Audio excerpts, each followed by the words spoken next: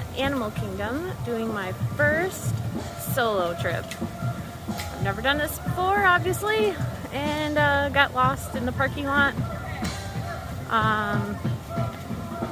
Walked in, followed a family, and then they ended up following me, which was silly, but I'm here. I made it. So here we are, entering Dino Land. There's Pluto up there. See if we can get him to turn around again. But that is his boneyard. Nope, I don't think he's gonna turn around. Having a great time so far. I rode,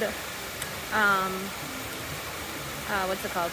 The Mount Everest ride twice, because the first time it was a 5-minute just a walk on. The second one, it was pretty much a walk on. There was a slowdown, but so much fun.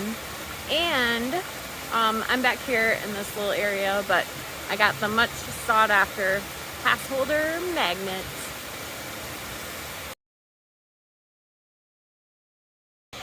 Now entering Pandora. Doesn't look too busy.